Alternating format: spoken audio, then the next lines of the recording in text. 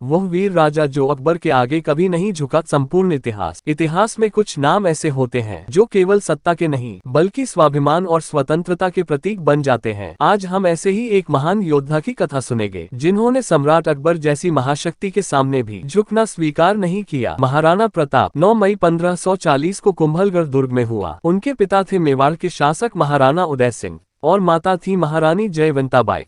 बाल्यावस्था से ही प्रताप पराक्रम, साहस और स्वाभिमान के गुणों से परिपूर्ण थे। युद्ध कला और घुड़सवारी में वे असाधारण रूप से निपुण थे।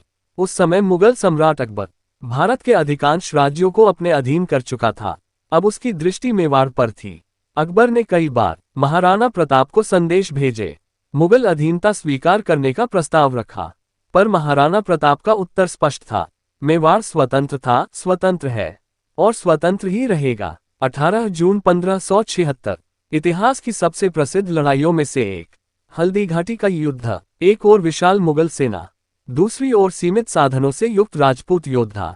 महाराणा प्रताप अपने प्रिय अश्व चेतक पर सवार होकर युद्धभूमि में उतरे। चेतक गंभीर रूप से घायल होने के बाद भी अपने स्वामी को सुरक्षित स्थान तक ले गया।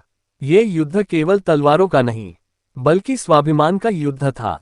युद्ध के पश्चात महाराणा प्रताप को परिवार सहित वनों में जीवन बिताना पड़ा।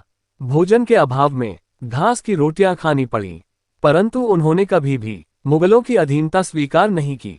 यही त्याग उन्हें सच्चा राष्ट्रनायक बनाता है। लगातार संघर्ष करते हुए महाराणा प्रताप ने मेवाड़ के कई दुर्ग पुनः जीत लिए। उन्होंने सिद्ध कर दिया कि सच्ची शक्ति तलवार में नहीं बल्कि दृढ़ संकल्प में होती है। महाराणा प्रताप केवल एक राजा नहीं थे, वे स्वतंत्रता और आत्मसम्मान के प्रतीक थे।